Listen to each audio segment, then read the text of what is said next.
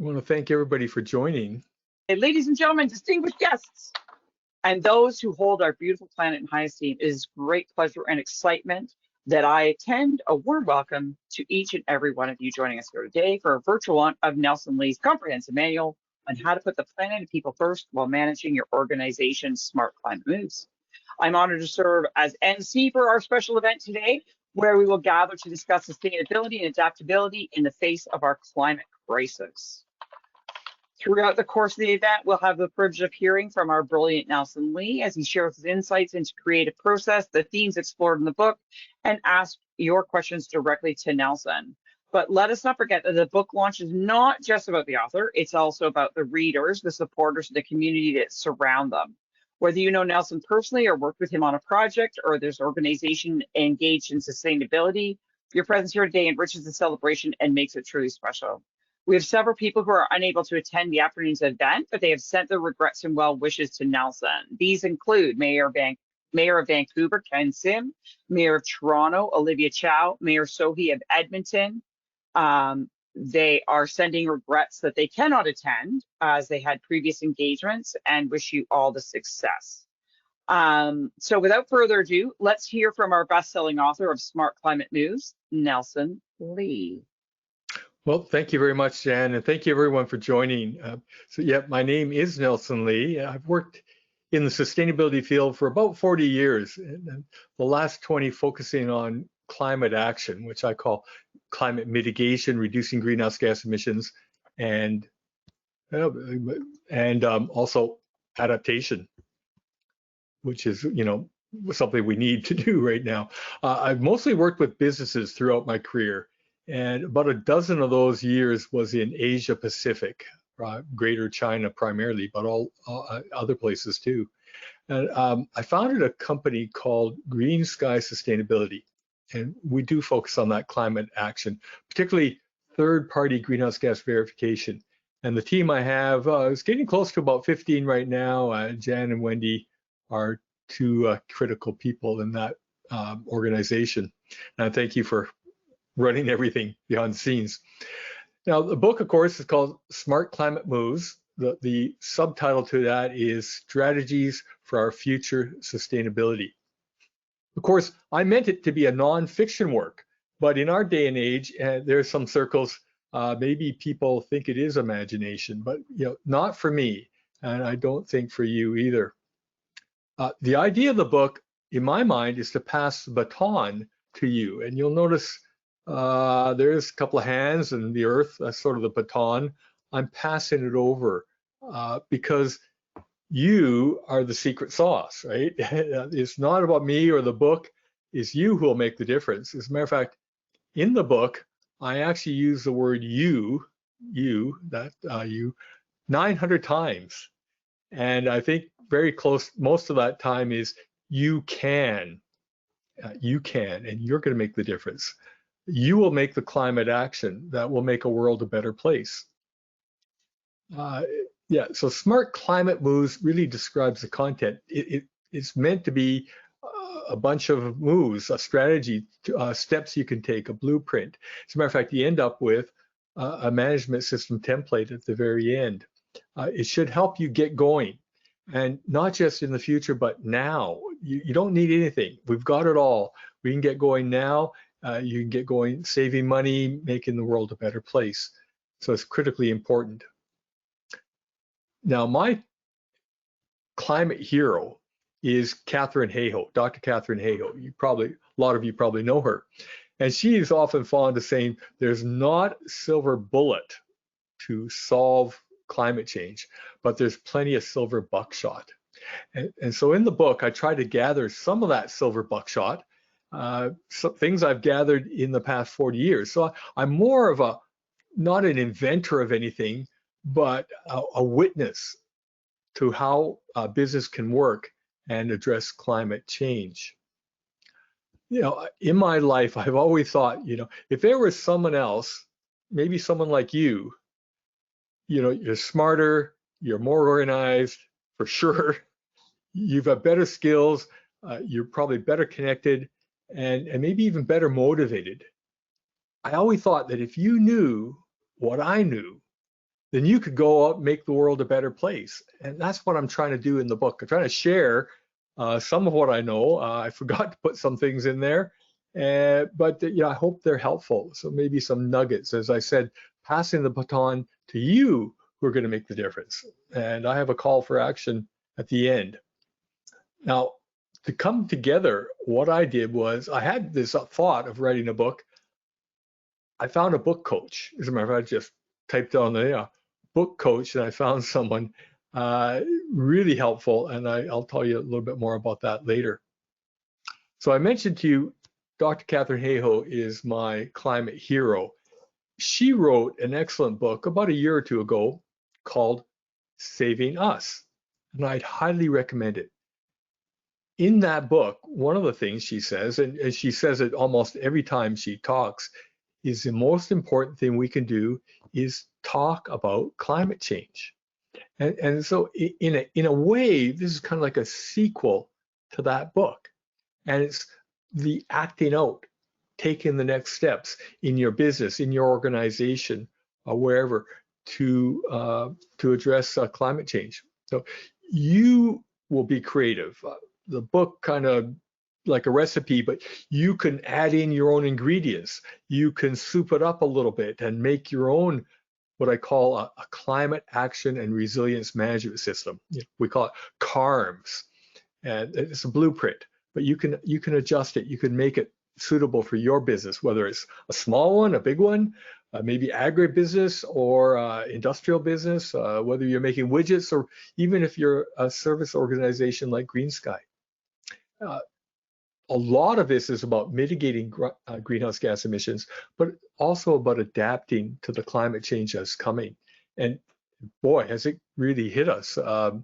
Already, I think I heard that Alberta declared fire emergency, in February, right? So, wow, it's happening all over, the impacts of climate change. So CARMS and the book will help you to be more resilient. And when you're more resilient as an organization, you'll be more sustainable. Just makes sense, right? It is about managing your risks. That's very important. But I want to emphasize, and I think maybe the most important thing is capturing the opportunities. By addressing climate change, not only are we avoiding some really, really bad negatives, the risks of from climate change, but we're also going to move into some wonderful opportunities. It'll be a better place. So let me read a short excerpt from the book. It's on page 17, right at the beginning. And the subsection is called Climate Change Denial or Inaction. So I wrote, you can either deny or downplay the climate crisis, or you can blame others for it. Both these choices lead to inaction and loss of hope. To deny is not to act. Not acting is the opposite of love. Now, the word love is not often used in business, but the action is. Respect for employees and customers, for example. Blaming is placing responsibility on another, and it's avoiding your own accountability. I mentioned this earlier in the book, and I repeat it here for emphasis. Blaming makes you a victim. So I ask you in the audience, who wants to be a victim? Any hands up? Helpless, hopeless? Now, I'm not saying we all share equal responsibility for the climate crisis, but most of us are combusting fossil fuels, and fossil fuels account for 3/4 of climate change. We also consume materials and then often waste what's left over. In Canada, we're wasting at least 1/3 of our food. You contribute, and so do I. So I'm talking about doing what you can, making a difference. Which reminds me of a story I heard David Suzuki tell, something he probably heard from some of the indigenous peoples he hangs out with. It's a story about a fire.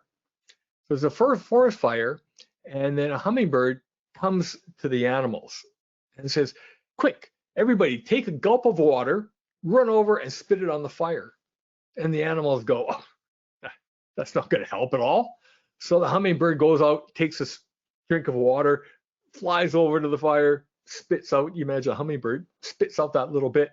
And the animals, he's going back and forth. The animals are roaring in laughter and they're saying, oh, you silly hummingbird, that's not making any difference at all.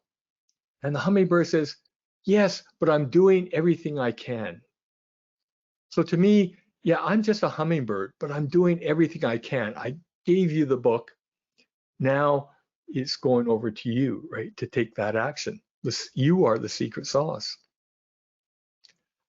I want to tell you a little bit about the writing process. So in my case, I mentioned the book coach, Kath Walters, and she has something called Brain to Book in 90 days. Well, that's her tagline, and pretty well I made it. It's getting the material onto a computer, and then of course there's all these edits and everything else that go on it. But she guided me through that process, and a lot more than that too. But then out came the book, right? She also recommended a publisher, Publish Central, who helped get everything just right, looking at everything, get it all onto the different platform for sale. So I'm sure you have something to share with the world too. So, but if you'd like to do that, I would recommend a good book coach like Kath Walters. So now it's time to engage you in some question and answers. So if you have any questions, more than happy to try to answer them. So I'll turn it over to you. Well, thanks for this. And Nelson, congratulations on the book. Thanks, I have to admit I'm not done reading it. My reader tells me I'm on page 676, about 30%, but I'm going to keep working on it. And really enjoying it so far. Well written, and I'm really impressed. My question is, how does a guy that works full time fit in time to write a book?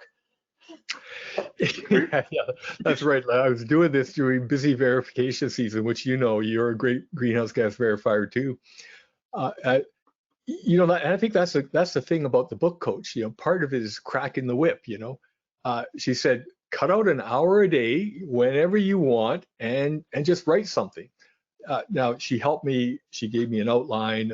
Said here or a template to write an outline, and so there's a book outline and then a chapter outline, and then just start going.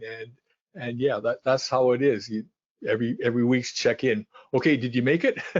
I recorded chapter by chapter, and so I think a coach is like that, right? Like if it's sports, you need somebody to kind of look over your shoulder and watch what you're doing and say, hey, you're slipping behind, keep going, attaboy, right? So that's how I did it. Did you work at nighttime? Did you have a set writing time each day, or? I tried to pick, I'm a bit more of a morning person, but she also wrote these, what do you call them? She calls them writing workshops, express writing workshops. So every other week we get in there for a couple hours, 25-minute sessions. So she's big. There's somebody who came up with this 25 minutes. You work at it for 25 minutes, take a break, move your body around, and okay, and then back to it for 25 minutes. Yeah, so that's how it went. There's techniques. You can do it. Most of the battle is up here, telling you, oh, too hard, or oh, I don't, all those excuses. No, you can do it. Great. Well, again, congratulations. It's thanks, Glenn. Accomplishment. Yeah, I'm looking forward to working with you this year too. Yeah, likewise. Again. Thank you very much. Can you hear me? Yes. I can hear you. Lovely. Thank you. Sure. My name is Serge. I'm attending from DRC, Congo. Yeah, congratulations again for the book. I've not got the opportunity to read the whole of it, but I'm making steps. My question is, I want to know what have triggered you, your passion for environment and for the mission that you have right now to, I would not say toss the ball, even our planet is like that a little bit, but to give to the next generation your experience about this fight and your work. for a better place to live. Thank you. Yeah, well, thanks, Serge. It's interesting. In the beginning of the book, I mentioned a little bit. I started my career.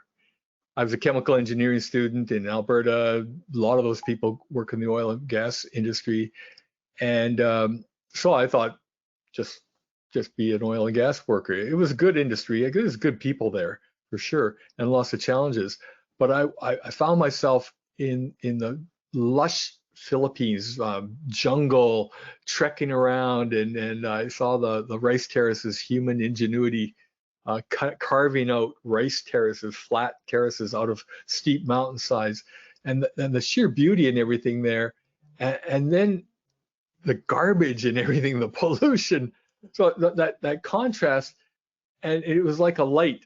Honestly, it was like a light came on, or like, epiphany. Oh, environmental protection. That's what I'll do. And so I got in there. I went to UBC and I did my master's in environmental engineering in the civil engineering group, and then worked for a few people. Got into Asia, and then on and on. And yeah, and I found one thing. I found the same thing Arnold Schwarzenegger did in his book, Be Useful. Giving is more blessed than receiving.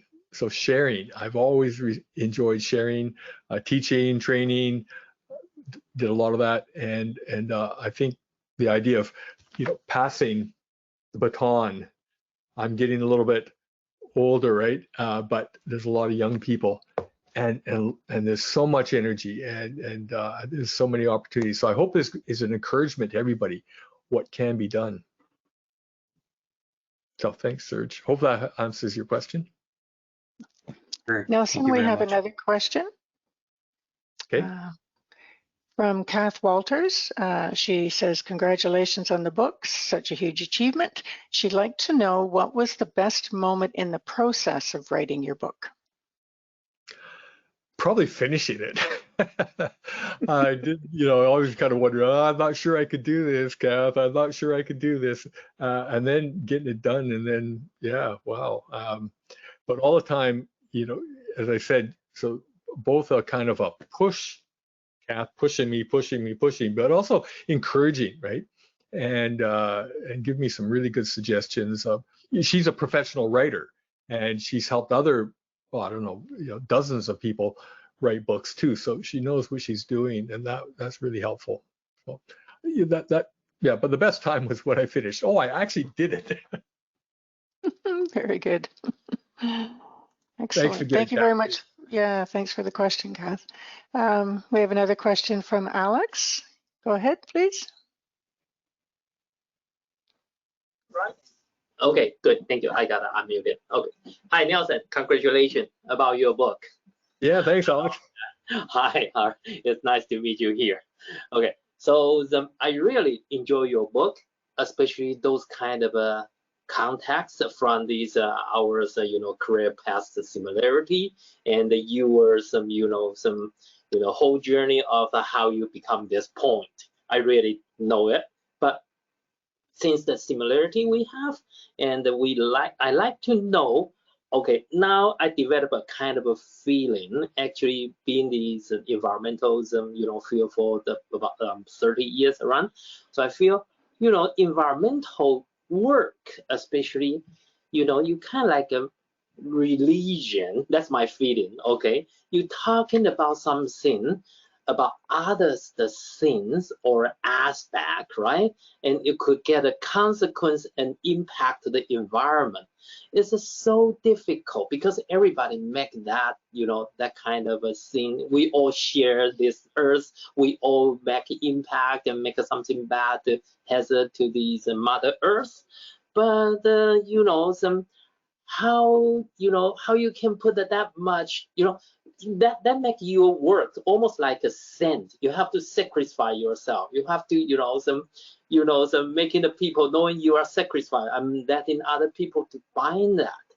How could you use your book as the vehicle, or do you have an intent to use your book as a vehicle to make people sharing your that kind of a feeling as well? At least that's my feeling. Okay, thank you. That's my question. As an author, I know you must have some intent there. Yeah, well, thank you, Alex, for the question. And by the way, Alex and I both worked in the same kind of ISO 14001 management system, environmental management system certification field. We didn't know each other in Taiwan, but when we came to Canada, we said, "Oh, you were there too at the same time." So, yeah, yes, and you know, the environmental, it is like you say, the first 20 years, I was mostly, you call it preaching to people who didn't want to hear, right? They didn't want to listen to that. I think times have changed now, and people are interested in preserving the environment, or you could call it sustainability, or you know, we put protecting the planet, put the planet first.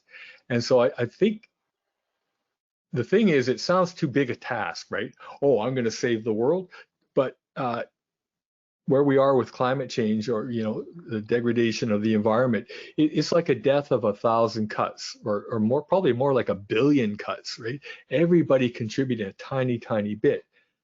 The solution is the same thing, everybody contributing a tiny bit to make the world a better place.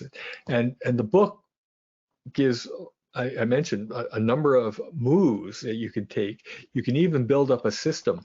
And you know better than anybody else, is a management system is a process to get an organization on the same page, achieving what we call, in technical terms, intended outcomes, you know, objectives. And so developing this, a CARM for your organization, will make your organization better able to do anything it wants to do, achieve any objectives. Making money, producing products, educating people, training, you name it. It'll make the company better, more productive, more efficient, a better place to work, and you know, do better success with businesses. So yeah, that's what I hope the book will do. I can only talk to one person at a time, but the book hopefully can talk to lots of people at the same time. You know, I hope people will read it and buy it and read it. But thanks a lot, Alex. Thanks very much. Yeah, I've just got into it, Nelson. It's an incredible read. I haven't been excited to read something in a long time, so thank you for that. It's you know, from an investment standpoint, looking at like ESG ratings, things like that, it's interesting seeing more about like TCFD and the likes. But my question to you is, like, what was it, a moment? Was it a period of time? How did you know, okay, this is the finished product? Good question, Aidan. So yeah, your expertise is in investments and financial thing, which I think is starting to drive this so-called movement, right? You know, the environmental movement and stuff. So when did I get? It came over a period of time. Like before I even met Kath, I was thinking, well, I know a few things. Something's got to go. And what it really was I've read many excellent climate change books. And they talk about climate change, or they talk about the technology, but no one, as far as I could see, was telling individuals or organizations how to get going now. You know, and it always seemed like, oh yeah, this sounds like something big. You know, some big organization needs to do this, or some country needs to tackle climate change. I wanted to bring it home to us. And one thing Alex and I did in Taiwan is, I don't know, hundreds, maybe thousands of businesses that have management systems, and they're making their products, they're exporting around the world, world-class products. Right? And it's because of these management systems. I said, what we need to do is apply this management system approach to the climate crisis.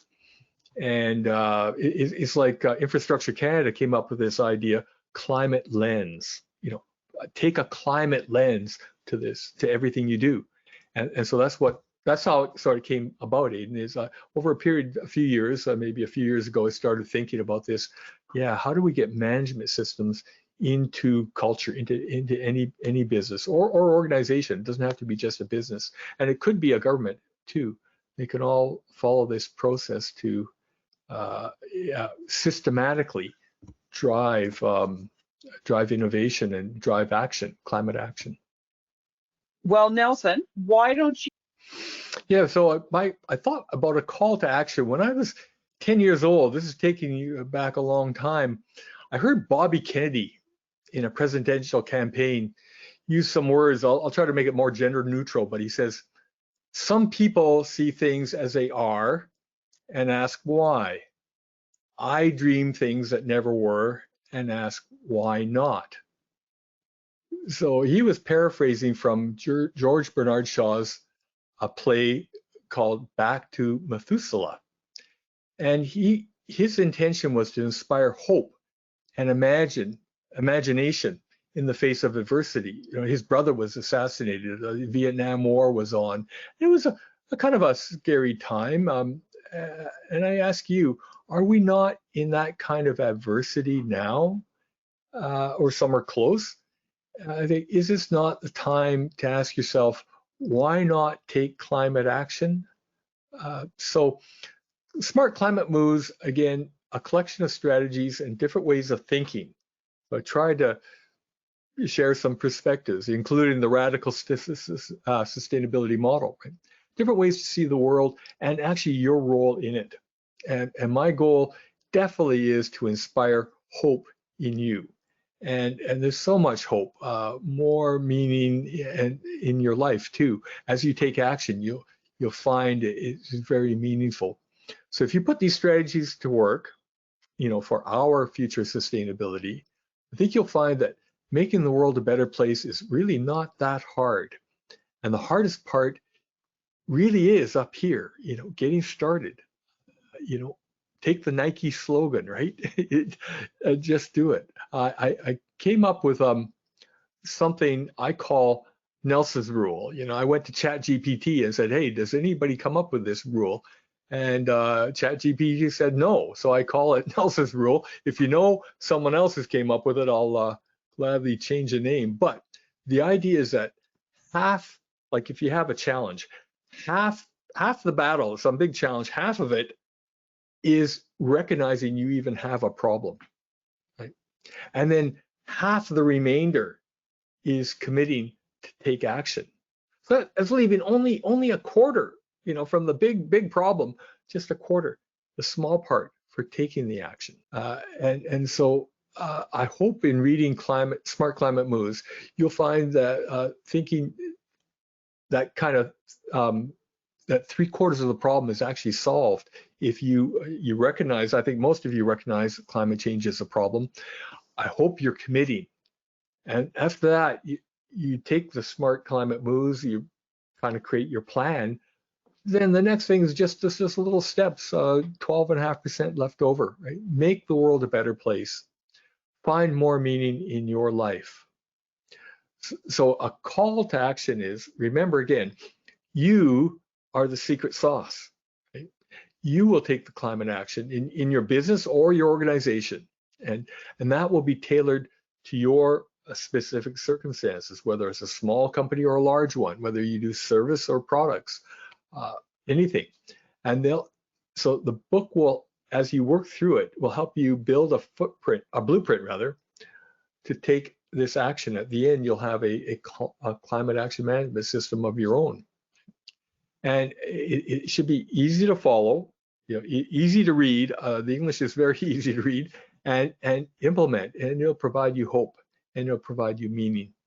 And I think you'll be heroes, climate heroes. So specific steps you can do: buy the book, read it, learn and act. But even buy the book for a friend or friends, maybe your clients, or maybe your boss or neighbors, someone who can make a difference. And remember, all the royalties, 100% of the royalties are going into a fund. And that fund is to build a solar project in Africa, rural Africa. A lot of those people don't have any electricity. So that means children are trying to study by the light of a kerosene lamp at night, right? And all kinds of challenges. So that's what this, the royalties are going there. I don't want to make it too self-serving. So it'll make the world a better place for at least some rural Africans. And I think that's a good thing. And you'll be part of that. So that's my call to action for you. Stay tuned. We may do other events, maybe on specific topics, but this will be an ongoing, it's sort of a launch. It started today, but it'll be continuing to launch. It's like a snowball. We're trying to make the snowball bigger and bigger and bigger and push and get more people on board. So please join me in that. You'll be making the world a better place, even just by getting the copy of, Smart Climate Moves into the hands of other people. Just wanted to say your inspiring words. I'm sure everybody understands the urgency in which we need to act. And I want to thank everybody taking time out of their busy schedules to come and celebrate the launch of Climate Moves and hear Nelson explain how over his over 40 years of experience has been used to create this easy to read and follow directions on how to plan for the future. Of course, if you've not already bought the book, it's for sale in both ebook and softcover, and the links are in the webinar documentation you received. You can also visit greensky.ca to get your copy. Those of you who are interested in finding out more about Nelson and his work are welcome to visit our website or email us. And I wanted to say thank you once again and have a wonderful day. Thank you, Nelson. Yes, I'll say goodbye. And let me just read one quick thing I thought I should read. It's at the end of the book this time. Imagine a world where forests are being regenerated, where soils provide more and healthier produce, where biodiversity is increasing, where oceans are providing more livelihood opportunities, partly because corals are flourishing again. Imagine a world where poverty is eliminated, where everyone has access to clean, renewable power and energy storage, where women and children no longer need to spend hours and hours a day finding firewood and water, putting their lives and their dignity at risk and living in smoke-filled homes. Instead, they could study and make new opportunity for themselves. Imagine a world where making money is not the priority, where healing the planet and prospering people is a new pursuit. Imagine lives that are truly meaningful because they make this imagination a reality. Thank you. Yes, thank you. Nelson, congratulations. I think this is a wonderful, wonderful contribution you've made, and over the years that you've put all your mind and heart and soul into, and I'm excited to have the opportunity to read it. Might you consider a guided sort of a series where you might be able to work through chapter to chapter for people who are trying to grapple with these issues? I've benefited tremendously by a book read over a series of 4 to 5 weeks with braiding sweetgrass, for example, that our friends with Kairos have led. So I'm just putting it out. If you might consider it as guide, as teacher, as a person who's written this, but also who may wish to see a flock of people who are equally committed in ensuring that we can take smart climate moves together. Oh, that'd be great, Jeanette. And maybe you can help too. Yeah. Help me organize that. That'd be great. Yeah. Yeah. Are you back to Vancouver now, or are you still? I am right now. Yeah. Oh, yeah. good. Yeah. Good. So I'll reach out to you again another time. But thank you all very, very much, and thank you for the organizers. Wonderful event, and all the best to you. Thank you, Jeanette. Thank you, Jeanette. Thank you, so Jeanette. much. Well, thank you, Alex. I mean, yeah, PDCA, a Plan, Do, Check, Act. That's what CARMS incorporates. On the alternative intelligence, that could bring a lot of help. But there's another story I'm sure you're familiar with, Alex, is the nut that holds the wheel, right? You think of a car, what's the most important part on the car? It's the nut that holds the wheel. It's always people, and people can be for good and it can be for bad, making mistakes, poor choices and whatnot. And as I said, yeah, climate action or climate change is really a death by a billion cuts. Almost every one of us has contributed. Actually, a lot of people in Africa, maybe in particular, have not. But there's probably a billion of us who've contributed a lot, but everyone a little bit. So we all need to be part of the solution, and choosing different options. And I think particularly on maybe doing a little bit less, or living on a little bit less, right? Consuming less energy, or different things like that. But yeah, following taking action yourself, right? Empowering you to take action. Again, that's what Smart Climate Moves is about. Thank you.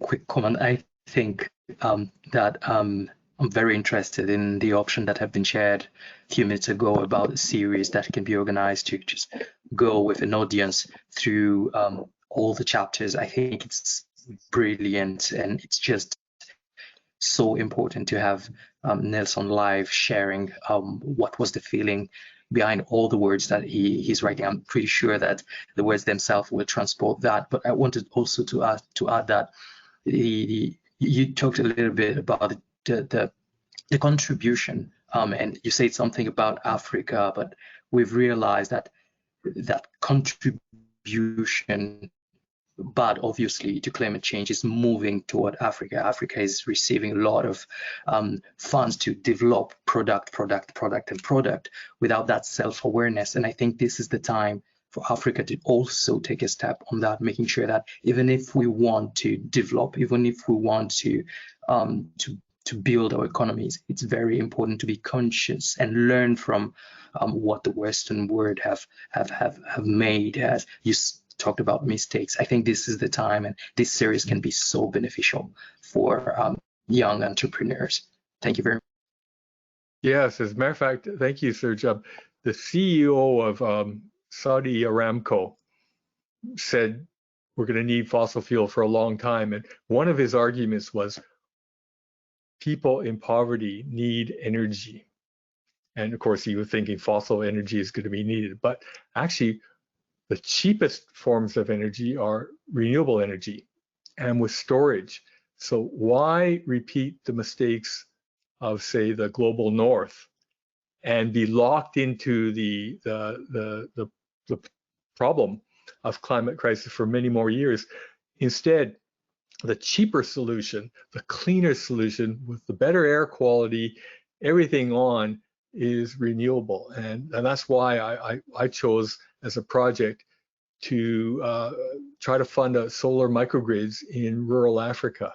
And ideally, if this could be turned into an offset project, the proceeds from one rural village could go to fund another rural village getting these solar projects. And it could, and then again and again, a repeat and go around it. And it's almost like, like organic growth, right? It could be that way.